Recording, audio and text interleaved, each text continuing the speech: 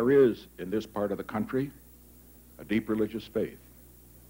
There is a great respect for moral values. There is a great devotion to what we call character. But let me say that in that religious faith and in that devotion to moral values and in that respect for character, while it exists in the South, it exists throughout this nation. Oh, you can call them old-fashioned, but the day America loses its moral values, its dedication to idealism and religion, this will cease to be a great country. We're not going to let that happen. I would only hope that in these next 4 years, we can so conduct ourselves in this country and so meet our responsibilities in the world, in building peace in the world, that years from now, people will look back to the generation of the 1970s at how we've conducted ourselves. And they will say, God bless America. Thank you very much. Events have tinged those words with irony, and one casualty of Watergate, following so closely on the heels of Vietnam, has been the easy talk about American virtue. Men who extolled high ideals in public have been accused of secretly corrupting them, and disturbing questions have risen anew about our government, our system, and our values. Was Watergate a string of deplorable incidents by a handful of men, or an attitude toward power and law that could recur?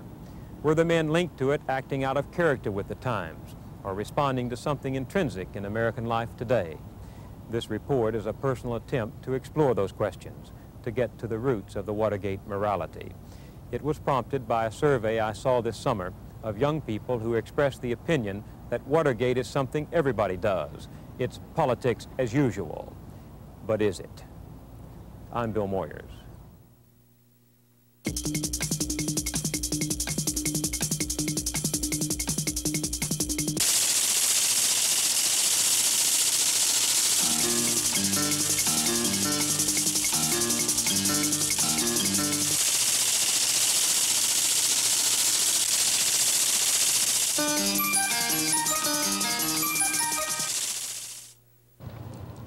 Scratch almost any American and you'll find a self-proclaimed idealist.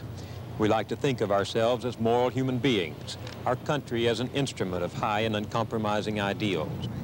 While this has contributed to idolatry and chauvinism and some ugly epochs in our life, it has also created a profound sense of nationhood. Call it a dream or call it a vision, the philosopher John Dewey wrote, the American creed has had an immense effect upon American life.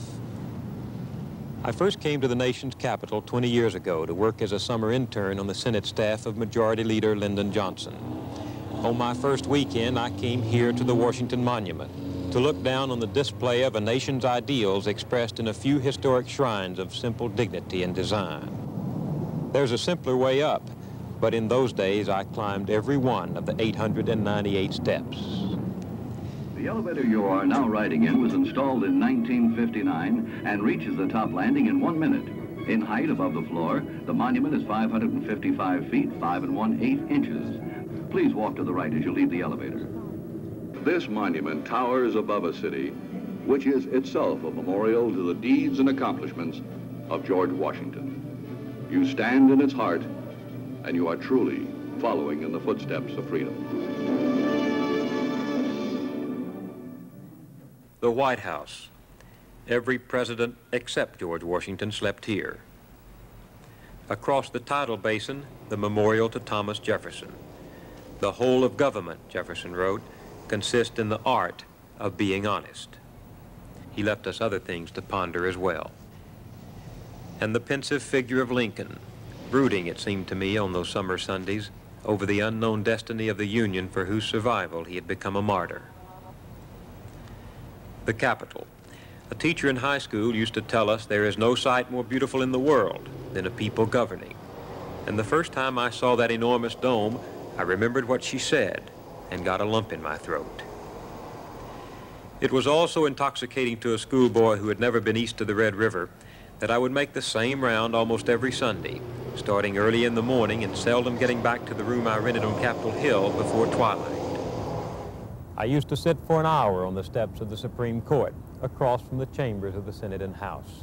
The city was safe in those days, and the possibility of being arrested for loitering never occurred to me. It was a fitting place to conjure up the folk heroes of one's adolescence, to imagine all the grand and mighty things enacted around here by epic figures like Adams, Clay, and Sam Houston. Over there on the steps of the eastern portico, every president since the time of Monroe has received his oath of office. And 20 years ago, fresh out of Texas, I thought all of them had to be giants, that somehow the office made them bigger than life.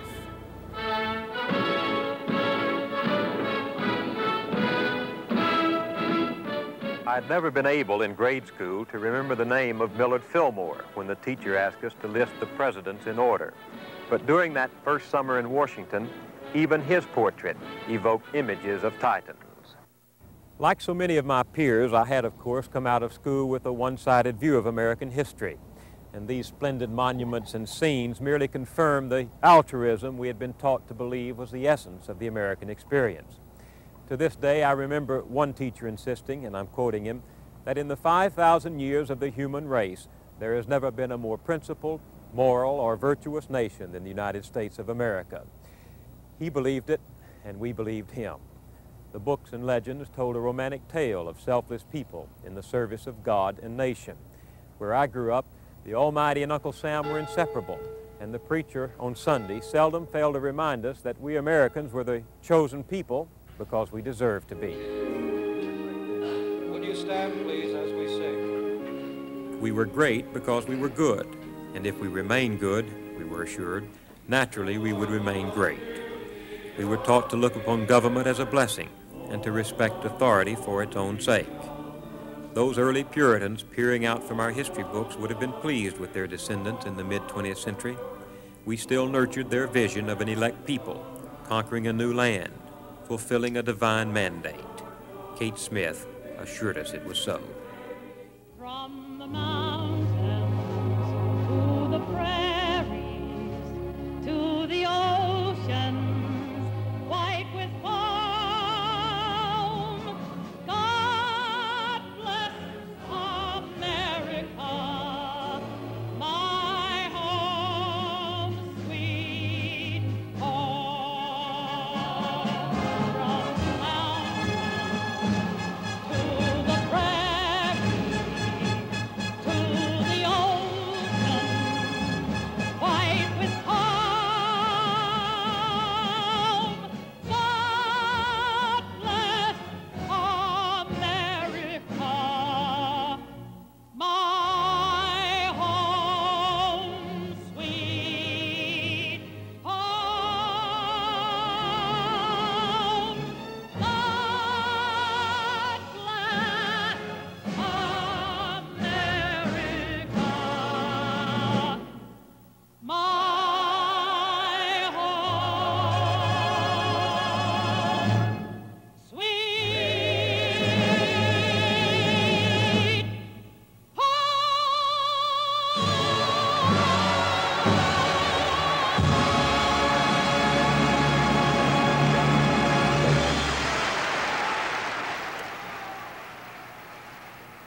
All this was part of Parson Weems' America, and I was only one of his countless heirs. My generation in the 50s may in fact have been the last of the Klan. Later, in less certain and optimistic times, we would begin to see how unawares we had been, and the missing pages from the civics books would be filled in with accounts of gang rule, graft, and political incompetence. I'm not sure just exactly when I started to come to terms with the other America. It may have been the McCarthy hearings. Washington was still littered with their wreckage the year I arrived, and their bludgeoning tactics appeared all the more cruel and unfair. A United States Senator shot himself to death in the office above mine one afternoon, and I remember thinking my old civics teacher wouldn't understand. In her classroom, senators wore togas and were immortal. One of my earliest heroes had been General of the Army, Dwight Eisenhower, and when he admitted he had lied about the U-2, I wouldn't believe it, until I got back to Washington in the early 60s and discovered that in our infirmity, we were all susceptible. Then a promising young man named Bobby Baker, with whom I had once worked, went to jail for criminal misuse of the influence he had gained as Lyndon Johnson's ubiquitous lieutenant in the Senate. By now, I was wondering who had written those textbooks we used back in school, or produced all the movies we watched at Saturday matinees. They had told us that democracy is a noble possibility, without warning us how vulnerable it is to the venal sway of ordinary men cloaked in office. My generation would have to learn from experience that along with all the courage and high-mindedness have gone the damnedest greed and chicanery the mind can imagine. High ideals compete all the time in this city with the grubby demons of human nature, usually in the same personality, and they often lose. Monuments turn out to be only marble, presidents only men, and their boy wonders come and go like cherry blossoms in the spring. I suspect my journey from naivety is far more typical than exceptional. In the last decade, Americans have been taking larger and larger doses of disillusionment, from assassination to war to Watergate, and now to the resignation under fire of a vice president. Layer after layer of self-esteem have been stripped away until the very mention of ideals can produce raised eyebrows and outright ridicule. One result is to blunt the desire of young people to leave Texas or Oregon or Illinois to come here as others have with a sense of high purpose.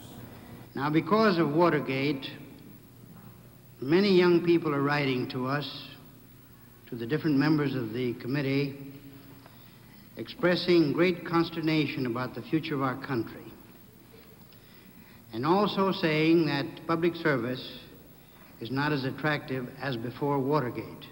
Now, the Gallup poll indicates this. What advice do you have for these young people? Well, may not be the type of advice that you could look back and want to give, but my advice would be to stay away.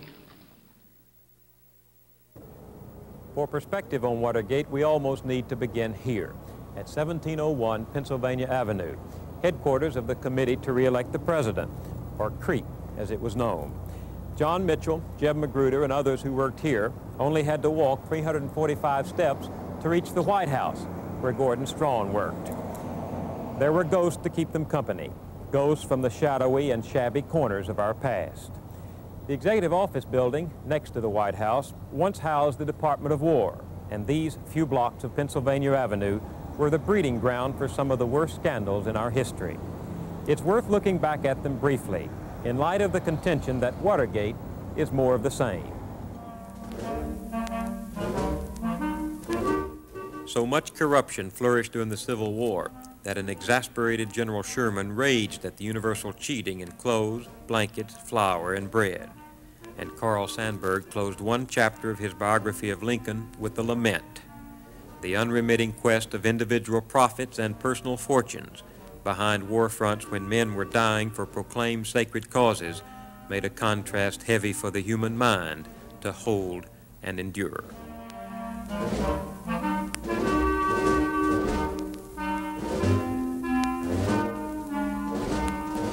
Since 1818, presidents and other dignitaries have often stayed at this site 2 blocks from the White House.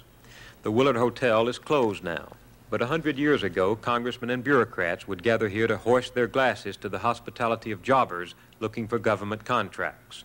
A predacious character named Jim Fisk summed it up. You can sell anything to the government at almost any price you've got the guts to ask. I once asked a historian why Ulysses S. Grant looked so dour in the pictures we see in textbooks. He replied, "You would look dour too if you had his friends." By the time Grant left office, his vice president, the Navy Department, the Department of the Interior, the Diplomatic Service, almost the whole government were soaked in scandal. Henry Adams would write that for the next 25 years, one could search the whole of Congress, the judiciary, and the executive, and find little but damaged reputations. Great fortunes were made through the collaboration of distinguished senators and industrial barons who literally plundered the nation's resources. You steal a pair of shoes and you go to jail, Mother Jones said. You steal a railroad and you go to the U.S. Senate. Theodore Roosevelt lowered his lance and charged these citadels of privilege, with some success. But few of the titans were nonplussed. "If we've done anything wrong," J.P. Morgan said to the president, "send your man to see my man, and they will fix it up."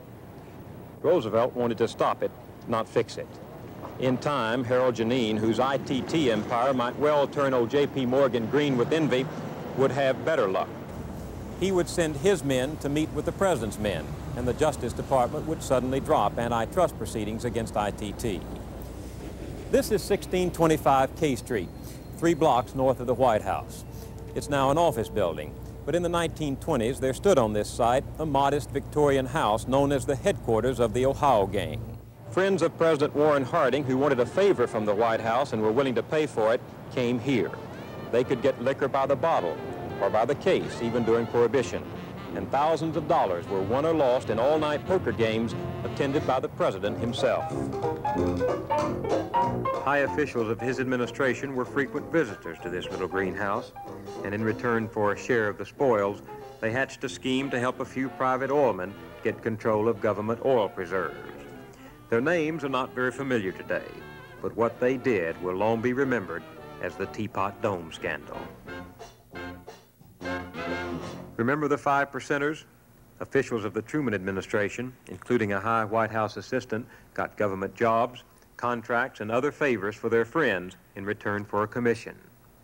And Sherman Adams, President Eisenhower's right-hand man, resigned after it became known he was receiving gifts from a Boston textile merchant in trouble with the regulatory agencies. Not a great deal of money was involved, but in those days, people could still get indignant that a public official would accept gratuities from a man who had business with the government. Today, the ante has gone up, and the motives are different. 2 former cabinet officers, John Mitchell and Maurice Stans, have been indicted not for receiving money personally, but for their role in a $200,000 campaign contribution from a wheeler dealer wanting help from the Securities and Exchange Commission. Dairy producers kicked in over $300,000 to the president's campaign, and the administration increased price supports, costing consumers $500 to $700 million in higher milk prices. The president's personal attorney solicited an illegal contribution from American Airlines, while the government was weighing a decision vitally important to the company. American made the unlawful donation apparently because it was afraid not to.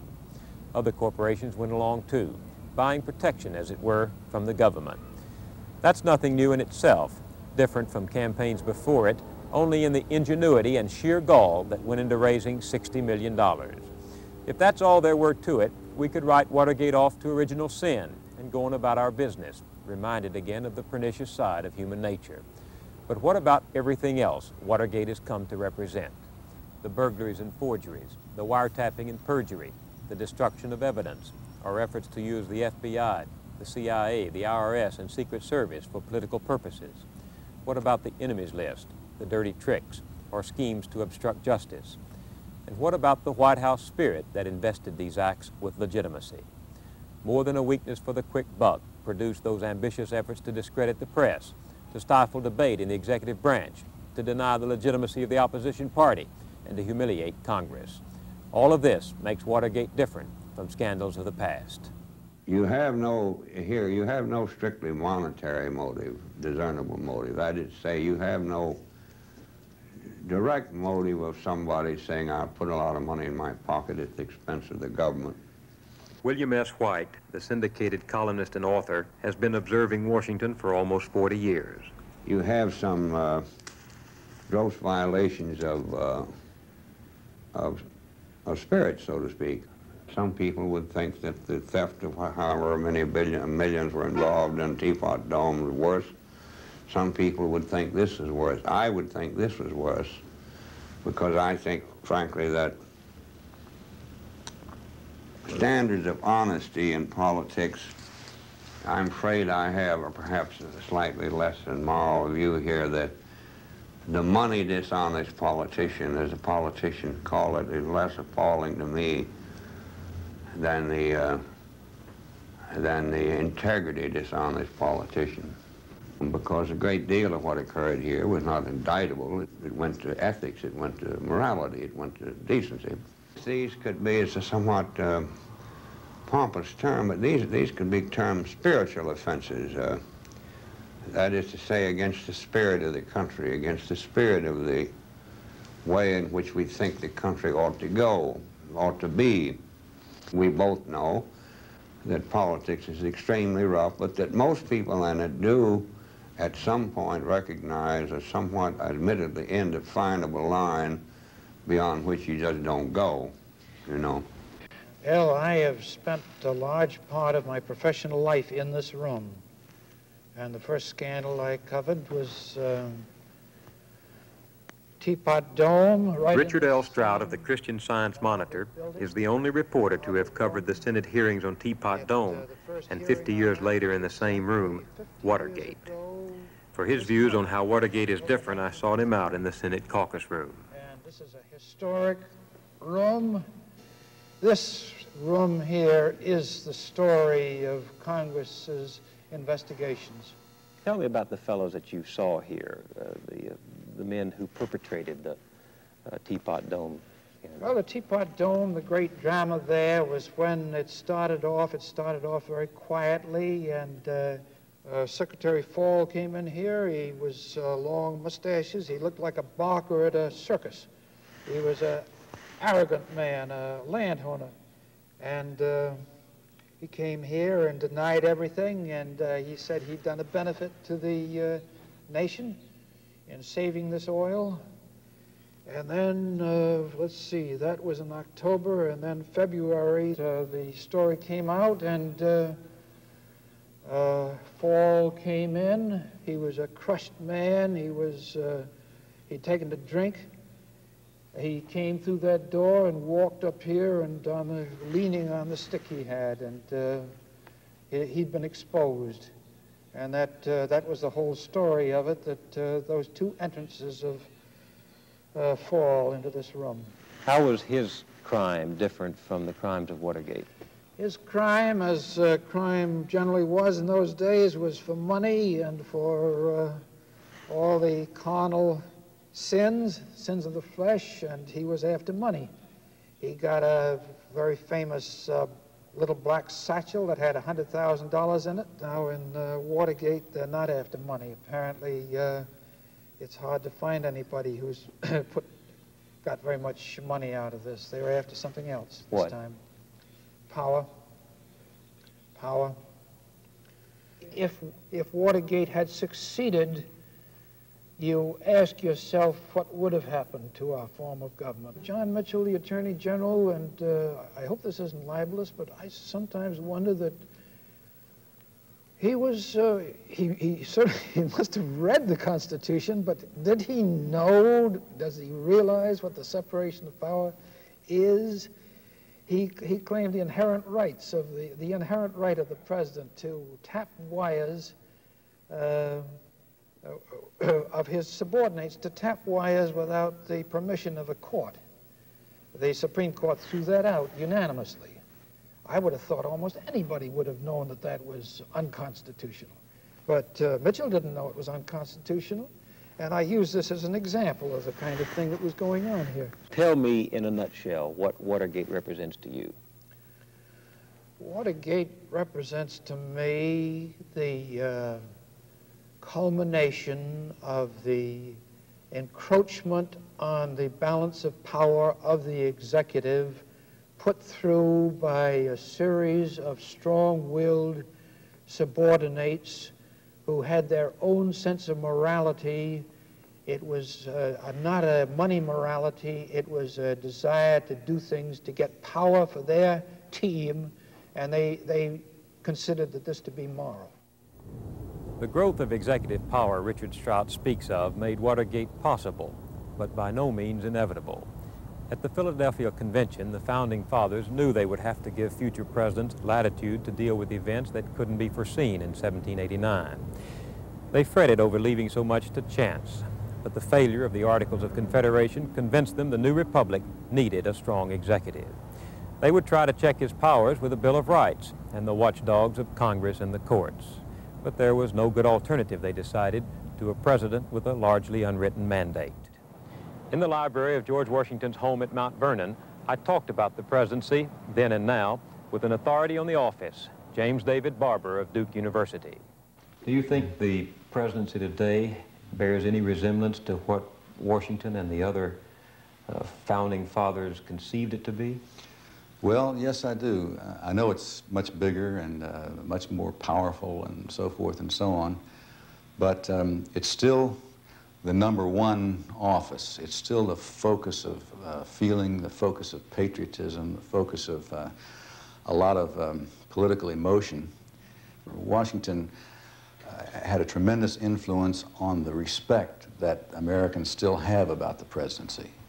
When the Constitutional Convention was meeting and trying to decide whether to have a monarchy or whether to have the president elected by Congress, as they voted to do 5 times during the convention, there sat George Washington, whom all of them knew would be the first president.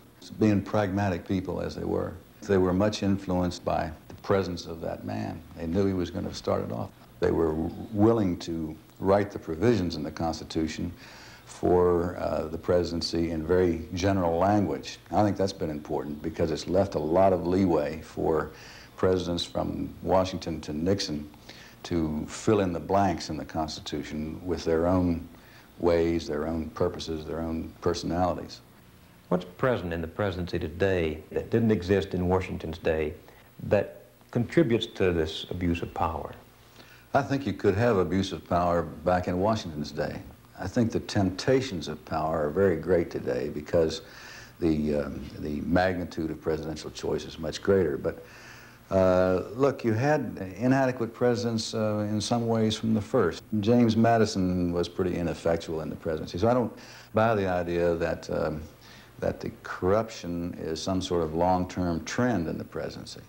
Now, you look as recently as Eisenhower, it's hard to remember back, but taking a vicuna coat or a deep freeze was a cause for scandal in those days. And you remember that Mr. Nixon's checker speech was made in response to accusations that he had a campaign fund $18,000. Now, times have changed in that respect. We have a tremendous escalation with all this money, for one thing, of the opportunities for corruption. When you remember that Washington had to borrow $500 to go to his inauguration, when you remember that Jefferson went bankrupt and Monticello was sold at his death, when you remember that John Adams worked in the fields, picked hay back in Braintree and during the in-between when he Dr. Henry Steele Commager, distinguished professor of history at Amherst University. Well, what's happened is the government has become enormously big, that everything is enormously expensive, but deeper than that, what has happened is a sense, especially in recent years, and it's more the last 2 presidents, perhaps 3, a sense that the president is a kind of royal figure, that he should not live like other people.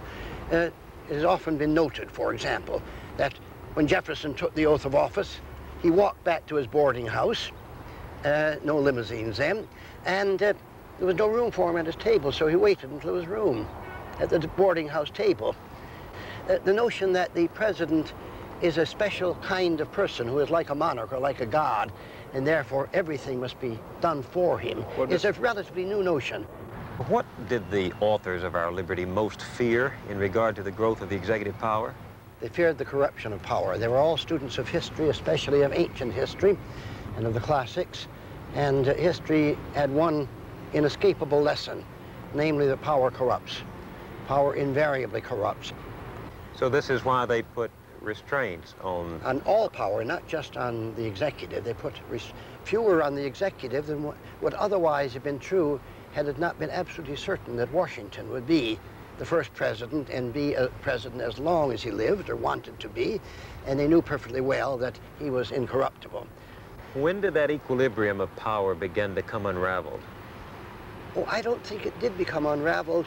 There were charges that Jackson had seized power, had usurped power, but those charges were unfounded on the whole. I do not think it even became unraveled under Lincoln, though Lincoln stretched the Constitution rather further than anyone else had in the past. He had to do so. He knew he was doing so, and every time he did, he would go to the Congress and ask for retroactive sanction, and what he did. You see, he emancipated the slaves by proclamation and then asked the Congress for a constitutional amendment to nail it down. Mr. Lincoln did not expand the Constitution secretly. The equilibrium of power in Washington has become unraveled in the last 3 decades as events gave activist presidents a chance to fill in some of those blanks left by the architects of the Constitution. For 17 of the last 32 years, the United States has been involved in wars abroad. The rest of the time, we've lived through a state of Cold War. Whether hot or cold, a wartime mentality breeds secrecy, enhances the role of the President as Commander-in-Chief, and makes objectives simple and absolute. There's no substitute for victory. It's us against them, and the only goal is to win, with no quarter asked or given. This is the house the Cold War built, the Central Intelligence Agency. It symbolizes a change in the American conduct of government in the years after World War II. In the battle for democracy against a totalitarian enemy, we would back up virtue with a division of dirty tricks. Howard Hunt and James McCord once worked for the CIA, trained upon orders from above to pursue altruistic ends by any means necessary. Dr. Commager, among others, says that most of the roots of Watergate began in this era. The Cold War, beginning about 47, induced a kind of paranoia.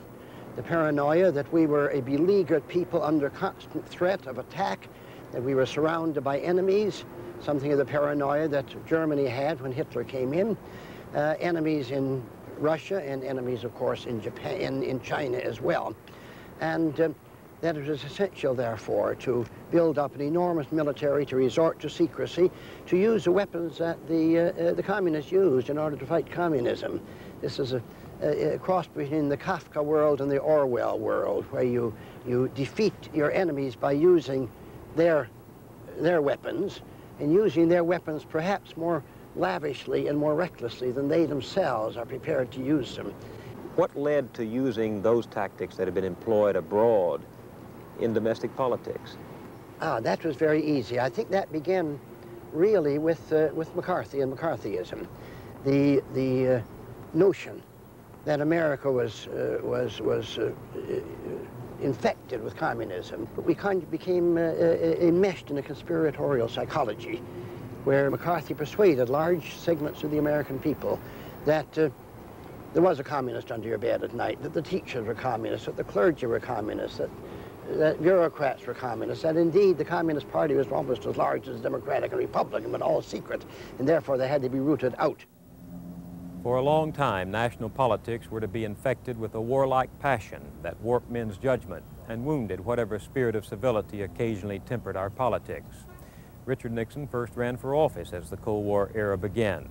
Even then, his opponents were not just other politicians competing legitimately for an office. They were somehow linked to international conspiracies, and politics was war waged to save the nation. Just as significantly, the Cold War concentrated in the White House almost unlimited discretion to define the national security. Actually, national security turned out to be a concept easier to act upon than define. In World War II, it hadn't been necessary to spell it out. Hitler and Pearl Harbor had done that for us. Lyndon Johnson and Richard Nixon both served in that war, when patriotism was simply defined as support of the commander-in-chief in a time of clear-cut danger.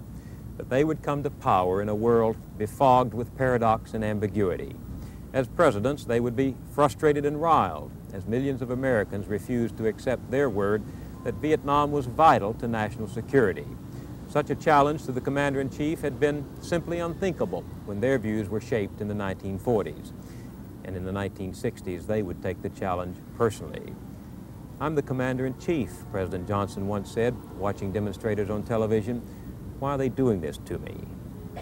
At first, they were nervous Nellies, but by the end of the term, they were thought to be subversive, subject to widespread military surveillance. By now, the events of the 60s had created a fierce and unbridled momentum, and Mr. Nixon would reach the White House in a time of raging intemperance. The ruling passion in those years had been for everyone to do his own thing, to gratify his own appetites by any means necessary. For die-hard segregationists, this meant dogs in the street and defiance in the doorways. For a fanatic, it meant a gun in the crowd to settle his personal score with the world.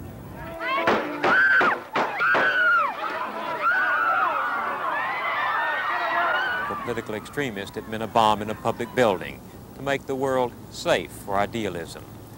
And for the government, it became exorbitant means to accomplish limited ends. The war President Nixon inherited untied dark and brutal forces and gave them official legitimacy. "This is not a conventional war," said the colonel who served as foreman of one of the My Lai juries. "We have to forget propriety.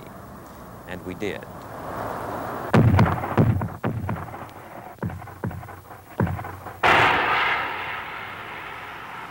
At first, the aims of the war seemed to a lot of us worthy and intelligible, but an Army major, standing in ruins and ashes, finally summed up what had gone wrong. It became necessary to destroy this town, he told a reporter, to save it. No longer were the means proportioned to the ends. Like a headless horseman, the war raced on, and the pattern was set. Excess abroad provoked excess at home. Rage met rage, until the whole nation seemed to have abandoned the protocol of law. During this whole period of time that we were in the White House, and during this time when we were directly employed for the purpose of trying to succeed with the President's policies, and I knew how he was trying very diligently to settle the war issue, and we were all at that time against the war as an example. I think this is the primary issue. We saw continual violations of the law done by men like William Sloane Coffin. Now, he tells me my ethics are bad, and yet he was indicted for criminal charges. He recommended on the Washington Monument grounds that students burn their draft cards and that we have mass demonstrations, shut down the city of Washington. Now, here are ethical, legitimate people who I respected. I respect Mr. Coffin tremendously. He was a very close friend of mine. I saw people that I was very close to breaking the law without any regard for any other person's pattern of behavior or belief. And I believed as firmly as they did that the President was correct in this issue. So consequently, and let me just say, when these subjects came up, and although I was aware they were illegal, and I'm sure the others did, we had become somewhat inured to using some activities that would help us in accomplishing what we thought was a cause, a legitimate cause. But civil disobedience was done in the open by people willing to take the consequences, not secretly from behind the shield of executive privilege by trusted officials sworn to uphold the law. Government was supposed to protect society against lawlessness. Now it became a lawbreaker, violating the Constitution in effect in order to save it. And a lethal mutation occurred in the idea of national security. Anyone who disagreed with the view espoused by Jeb Magruder and his colleagues that the President was right became suspect. If his were the infallible last word on the national security, and he the only one to save it, then re-electing the President was essential to the nation.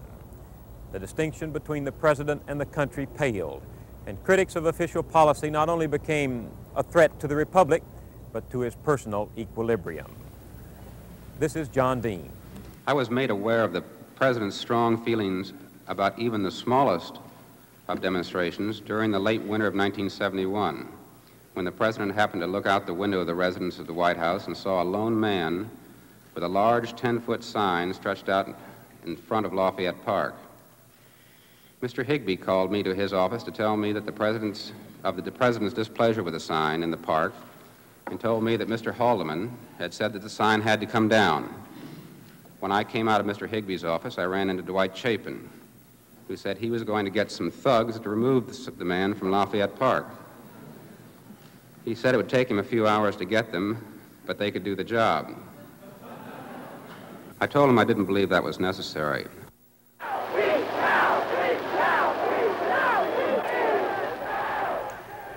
Wall Street, May 8, 1970.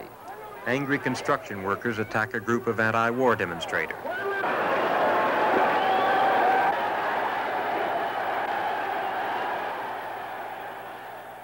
Three weeks later, the leaders of the New York construction workers were invited to the White House to be personally thanked by the President for their support of his Vietnam policies. If any of the young men on his staff needed a sign that tough measures against the President's opponents were okay, this was it. Extremism in the defense of the White House was no vice. They went after it with a gusto. The enemies list grew. But were they enemies of the President or enemies of the state? It was hard to discriminate, and John Dean proposed that the machinery of government be used to screw them all. White House agents went after Daniel Ellsberg, and the President's men hired agents to sabotage the Democratic primaries and assure his election. I spent 4.5 years in the White House and can testify as to how tempting it is to put the President's interest above all others. You begin to confuse the office with the man, and the man with the country. Life inside those iron gates takes on an existential quality. I think with the President's mind, therefore I am. To some extent, this happens in every administration, but the men in and around the Nixon White House were measured by their zeal. Pity any grandmother who got in the way. I felt very strongly about the President, extremely strongly about the President.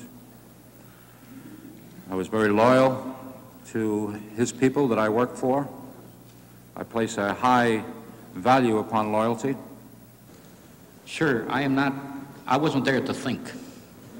You wouldn't? I was there to follow orders, not to think. My loyalty to this man, Richard Nixon, goes back longer than any person that you will see sitting at this table throughout any of these hearings. Those who served with me at the White House had complete dedication to the service of this country. They had great pride in the president they served and great pride in the accomplishments of the Nixon administration in its first 4 years. I do not apologize for my loyalty to the President, any more than I apologize for my love of this country. I only hope that my testimony here has somehow served them both. And I was not about to countenance anything that would stand in the way of that re-election. This loyalty was given not only to the man, but to the cause, and the cause reflected the old American will to win with the modern twist. When the one great scorer comes to write against your name, he marks not that you won or lost, but how you played the game. The sports writer Grantland Rice formulated that ethic in 1923. In theory, at least, the name of the game was fair play. By the 1960s, football had a new ethic, articulated by Vince Lombardi of the Green Bay Packers and Washington Redskins. Winning isn't everything, Lombardi said. It's the only thing. In the Situation Room of the Committee to Re-elect the President, a windowless, well-guarded command post across from the committee's headquarters, the President's team hung a sign borrowed from the President's favorite coach. Winning in politics isn't everything, it's the only thing. The name of the game was victory. There certainly is an American success ethic, which is a central strand of American culture. This is Dr. William Miller of Yale and Indiana universities. His fields are ethics and politics. The way the success ethic has developed in this country has been a certain winking at sharp practice, if it's successful. And it is to your credit. It shows you to be a superior man if you have been number one. So when politicians do that, it's bad. It's a kind of circular thing. You think politics is just a jungle, and if you think it's just a jungle, then you invite the Southern California advertising men and municipal bond lawyers from New York who are cynical about it. They come in and treat it that way, regard it that way, as it's quite evident on the urban hearings they did. Perhaps the most shocking was the former Attorney General who confessed to Senator Talmadge's question. I'd understand from your response that you place the expediency of the next election above your responsibility as an intimate to advise the President of the peril that surrounded him. Did you state that the expediency of the election was more important than that? Senator, I think you put it exactly correct. In my mind, the re-election of Richard Nixon, compared with what was available on the other side, was so much more important that I put it in just that context. My understanding of democratic politics is that it does still have, with all the study of the irrationality of man that we have and need to have, there is a belief in reason and conscience playing a role. Much of our contemporary political science debunks that. It's a standard kind of protective cynicism that a great many Americans have.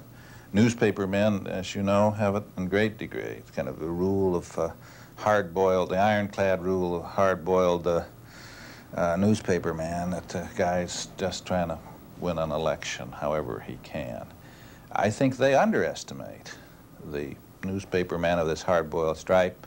Many in the public, they underestimate the degree to which, as you in your heart know, a lot of people in politics do care about the public good. They'd be a little embarrassed to put it that way. It's mixed with a lot of other things, including wanting to win themselves, to be sure. You shouldn't, in picturing either the political world or the rest of the world, obscure the element of man as oriented toward what's good. It's very important to democracy not to do that. There are many opinions in this city as to why the men linked to Watergate failed to live up to those standards Dr. Miller described. In my own search for the answers, I went back to Mount Vernon, where Dr. James David Barber was joined by John Lofton, until recently the editor of the Republican National Committee official newsletter and now a syndicated columnist, and by George Will, Washington editor of the National Review. George, in your opinion, what's the chief offense of Watergate? Well, aside from the offenses of lying a lot and being casual about the law, the meta offense, as it were, that overarched all of these was to distrust the American people. They said that virtually every possible Democratic candidate was a garish sham who would destroy the country, but we couldn't trust the American people to choose that way in a fair fight. So they didn't fight fair. What about you, John? What do you see as the chief offense of Watergate? I think the kind of thing that led to it is symbolized by Jeb Magruder. He said, quote, "We felt only Nixon could save the world." I think it's his total lack of perspective that led to an atmosphere which brought the thing about. Magruder said, John, that Coffin had taught them that there's a higher law, that Coffin's higher law was God. What was Magruder's? Well, I think it was clearly Nixon, and I think that therein lay the seeds to the whole problem. I can't help but thinking that what really got this White House in trouble is that they not only were second-rate men, but they knew they were second-rate men. Ever since Lord Bryce came over and complained about it, people have been noting the fact that somehow the best don't get to the top in American politics, and that's not particularly alarming, it seems to me. But most second-rate men don't think of themselves as second-rate men, and I'm more and more convinced these people thought of themselves with uncanny accuracy. They didn't have those saving delusions of adequacy that save the rest of us as we lurch through the world. These guys said, we really can't cope with the Washington Post. We can't cope with the bureaucracy. They're leaking Pentagon papers and doing these miserable things to us. Therefore, we've got to send these odd people out to Los Angeles to break into offices. The whole behavior is the behavior at once of bullies, who are usually scared, and just plain scared people. I think that what Watergate shows is when you take Vince Lombardi's philosophy and try to transform it into politics, that you've got big problems. And I can remember talking to Jeb Magruder during the campaign and Chuck Colson during the campaign, and they didn't really dislike George McGovern because he wanted to give everybody $1,000 or because he wanted to cut the defense budget $30 billion. The big thing they had against him was he wanted to run against Richard Nixon. You know, who does this guy think he is? I think there's some signs of what you say. One of them is the lack of a certain detachment and certainly humor. This has been about the least jolly White House that we have had in history, it seems to me. These are people who wanted to appear tough. You had various forms of that. The burglars themselves, the toughness of obedience, the James Bond types, Hunt and Liddy, the toughness of that sort of spirit of carrying out the mission. Colson's walk over the grandmother business, and that this cult of toughness does, I think, not only resonate with something in the president's character, which I think it very clearly does, that being manly and all of that means to, all of what that means to Nixon is part of it, but it also resonates with something in the country. They fed on that. They got some encouragement from that feeling. The men in the White House might well have thought their toughness expressed what the public at large wanted. Our politics often does reflect our society. It was as if they agreed with H.L. Mencken. Democracy, said Mencken, is the theory that the common people know what they want, and they deserve to get it, good and hard. There was no general outcry when the government used mass arrest, informers, and grand juries to harass anti-war groups. When the Justice Department refused to convene a federal grand jury to investigate the Kent State killings, most of us hardly seemed to notice. When the student demonstrators were beaten up on Wall Street, popular sentiment seemed to applaud. When the president called for punishing lawbreakers without pity, he struck a responsive chord throughout the country. It could have seemed in the White House that the Bill of Rights had been declared invalid by an invisible popular referendum. Whatever they thought about the public mood, the men linked to Watergate clearly thought they were doing what the president wanted. They cloaked their criminal deeds in a boundless notion of national security, and by the president's own admission, They got that from him. This is the President's statement of May 22nd, 1973. Quote, "Because of the emphasis I put on the crucial importance of protecting the national security, I can understand how highly motivated individuals could have felt justified in engaging in specific activities that I would have disapproved had they been brought to my attention." Yet 2 years earlier, in 1970, the President personally had approved the use of clandestine tactics he had been warned were illegal. A secret intelligence operation coordinated by a White House assistant was authorized to use surreptitious entry and other unlawful methods to supersede the Constitution. The staff memorandum approved by the President spelled it out clearly. Use of this technique, the document states, is clearly illegal. It amounts to burglary. It is also highly risky and could result in great embarrassment if exposed. However, it is also the most fruitful tool and can produce a type of intelligence which cannot be obtained in any other fashion. Now, that's what the record showed. J. Edgar Hoover wouldn't go along with the plan for reasons that remain unclear, but the President later established anyway a secret police operation in the White House basement. They would bypass the regular investigating agencies of the government to engage in criminal acts. Breaking the law is not out of bounds. What the Constitution forbids, the President can permit. If the President could authorize a covert break-in, and you don't know exactly where that power would be limited, you don't think it could include murder or other crimes beyond covert break-ins, do you? Oh, I don't know where the line is, Senator. There, in brief, is the Watergate morality embedded in the Nixon White House. Belief in the total rightness of the official view of reality and an arrogant disregard for the rule of law. The triumph of executive decree over due process. By arbitrarily and secretly invoking the national security, the President or his men can nullify the Bill of Rights and turn the Constitution into a license for illegitimate conduct. The President is set above ordinary standards of right or wrong. What's right is what works, and he alone decides what that is. One man, in effect, becomes the state.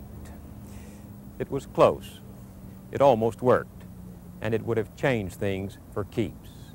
The public conscience smothered, the Congress intimidated, the press isolated, and the political process rigged. The President would have been free to dictate the popular morality for his own ends, and we would have been at the mercy of unbridled, capricious, and arbitrary rule. It was close. It almost worked, but not quite. Something basic in our traditions held. We're now standing in the great rotunda of our nation's capital. The rotunda's the center of a 16.5-acre, 540-room Capitol building. If you'd all look into the ceiling of our dome. The dome, it's here above your heads, is the largest Capitol. In good times and bad, they keep coming, millions every year.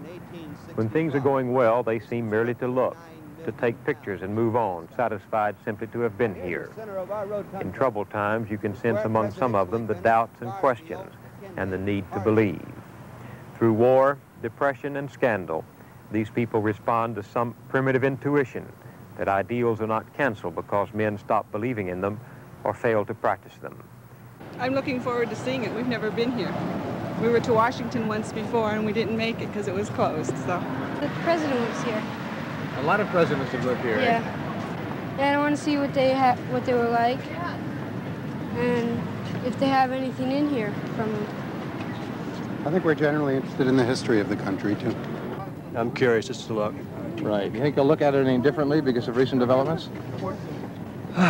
Well, that's quite possible. I just came from the Watergate, was taking a look at that. So, you know, in that sense, I might very well look at it different. Oh, I don't know. I think the inhabitants of the White House come and go, but the White House is part of our history, and we just like to see it and see what it looks like. Speaking of some parts of the country, specifically, I suppose, the young and the more idealistic, I think, as the expression goes, it's undoubtedly traumatized their ideals. I think it's undoubtedly, to some extent, turned them off farther than they were. But I think it ought not to be said that the whole of the country has had its idealism savagely rended or torn apart. No, I don't. What one would hope for out of this, the experience that we've had with many recent events, including Watergate, is America's historic idealism, which, despite all the faults in it, is what has made us a nation we can be proud of. Want that idealism to be based on a more realistic foundation than it has been, so that it won't turn into the cynicism that breeds a Watergate. To state ideal purposes in life so that you don't gag, so it doesn't sound preachy, so that the Ernest Hemingways of the world don't want to jump out the window, or the H.L. Menckens don't want to flee. You have to have the ingredient of realism, that truth, beauty, and goodness are real, and we do have an attachment to them, but we are human beings whose service to them is always mixed. If you look at it that way, I think you can talk about ideals without being embarrassed and without having a feeling that you want to go out and have a beer and forget all that stuff. This city can't help but remind you of those ideals and of the reality that shaped them. From the beginning, the White House represented something permanent, something larger than the interest of the men who worked there for a season. The authors of this government perceived this distinction and acted to preserve it. They knew men to be by nature fallible, themselves included, and prone to abuse great office. They valued personal liberty above power and left us safeguards against men whose appetite for power might exceed their moral wisdom. They also left us examples of character. You think about these things in this city in the aftermath of the White House scandals known as Watergate, and wonder why it took so great an affront to decency to make us realize how hard-won rights can be lost simply by taking them for granted. So you come back, leaving behind the folk stories and myths and wide-eyed innocence, believing that what is best about this country doesn't need exaggeration. It needs vigilance. I'm Bill Moyers. Good night.